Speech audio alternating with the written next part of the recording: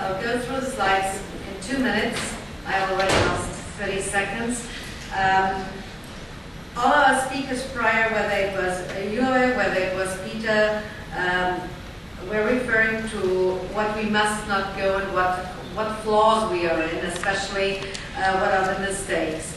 I will focus on where we are in Europe, where we fit in internationally, globally, similar to what Razin has pointed out. So we are part of the G7 as one piece, and not as Great Britain, Germany, France competing with the rest of the world. That's not it.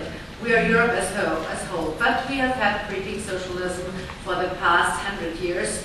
Our government spending has grown tremendously. Big government, big problems, as we all see. And if we know now that big Brussels is big problems, we have to stop that. Just to give you an example, what came out in order to protect the consumer. I mean, this is what they Brussels say.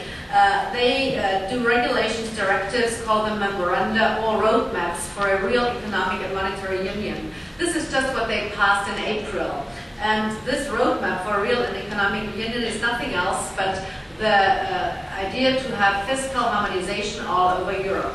So if we allow these things to continue, we are doomed. We have discussed this. We know this as a matter of fact. Government spending and unemployment is correlated. The higher government spending, also the less incentives for enterprises, the higher the unemployment rate. This is a matter of fact. We know that. This is true, I think, for every politician, whether it's on the national level or on an international or supranational level. I've been in politics for 12 years, so I'm allowed to bash politicians. And I will take the liberty to do so. This is a matter of fact. This is as well another matter of fact, harmonized to growth, of course by no means, because the higher the taxes become, Laffer is, I think, in these circles well known. We will definitely not face growth with higher taxes. Our fire brigade has not brought any solutions for 2 years, which has been already mentioned. Central planning in Brussels is like it was 60, 70, 80, 90 years ago. And the facts, it's the union, the fiscal union is a union to serfdom, to debt serfdom. What we do now, and it has been mentioned by Peter already, we do nothing else but redistributing from a national level to a supranational level. And the means how to finance this are being reduced every single day. So this collectivist ideas, one size fits all, that we follow, definitely does not work. So what are we going to do? First of all, cut spendings. This has not been done. The reforms of the social security systems have not been done. Of course, we have the budget rules and debt breaks, but we have consequently broken each and every rule since the European Union has started, whether it were the Maastricht criteria or the Lisbon treaties. We have been breaking these rules, and trust me, they, and by they I mean the guys who make the decisions in Brussels, the Brussels sprouts, as some people in our circles refer to them, will definitely not stick to those solutions, to those issues. So the question is, how can we solve this? Well, honestly, we have been living beyond our means in each and every single country, in each and every single region. We have spent not only as nations and as government, as cities, or as regions or states, more than we have had, more than we have earned, but also as individuals. We have countries where individual debt is a tremendous problem. Look at, for example, Spain. We have done nothing to create an entrepreneurial society in the past decades in Europe. The good years when economic growth in Germany past war, or also in France, was possible, are long done.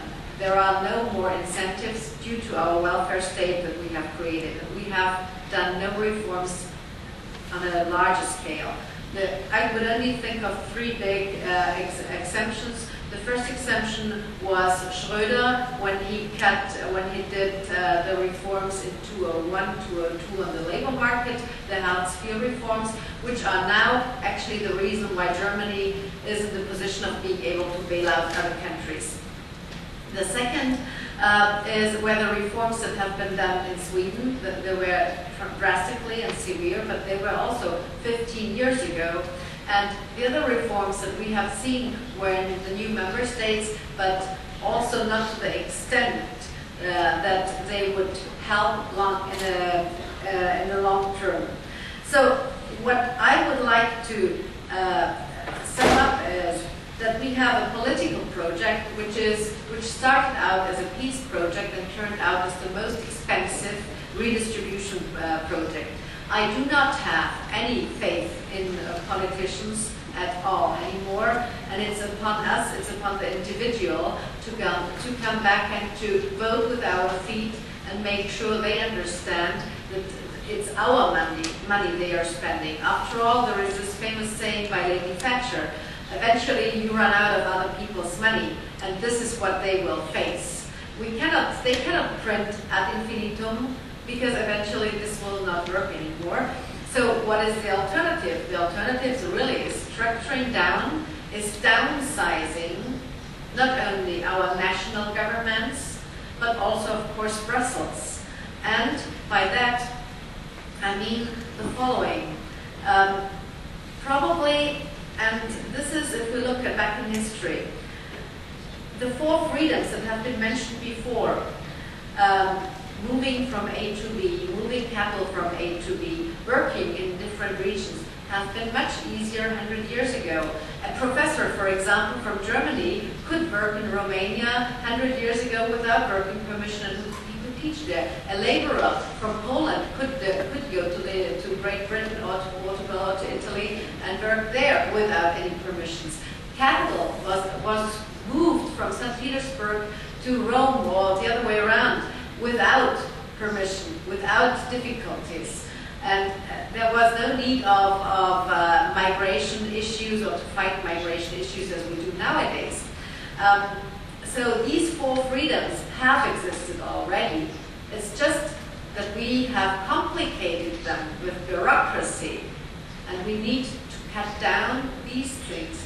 We need to trust people again and come back to an individual level, on a level where self-responsibility is the precondition.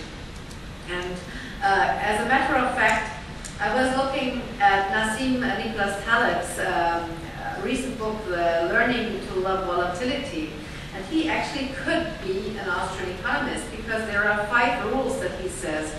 Think of an economy as being more like a cat than a washing machine. First.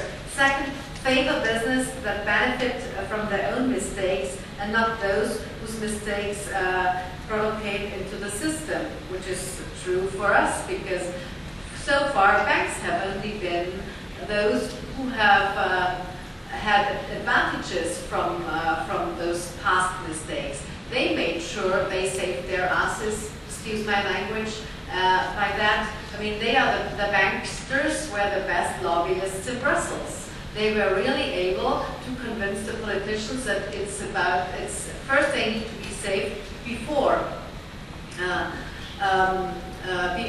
the citizen is saved, and the consequences is actually the redistribution and the theft that was planned in Cyprus. Third point that Taleb says is small is beautiful but also efficient. And by saying this, I also want to look at this map and remind you of the many city-states that we have had, whether it was the Hanseatic League, whether it was the German city-states, or whether it were the Italians. With this tradition, Europe was diverse and it grew and it was highly competitive. And we did not regulate it from above. So the 4th point is trial and error beats academic knowledge. This is true. As Austrian economists, we believe in making mistakes, in learning, in the achievement, and how the process of learning and knowledge creation works. And of course, embrace entrepreneurship. And an entrepreneur takes risks and makes mistakes. He's only stupid if he makes the same mistakes twice. So we must make sure that our politicians don't make these mistakes. And last point, as decision makers, must really be brave enough. And this is what we have not seen. They all want to be re-elected, unfortunately, and they don't think in long terms.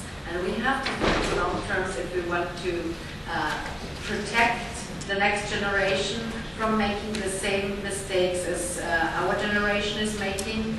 And of course we need to be brave enough to have a vision for the future. And trust me, the pendulum, even though it's going now to a strong Brussels, it will eventually swing back, because it's the individual who makes decisions and who thinks and acts, and not government. Thank you.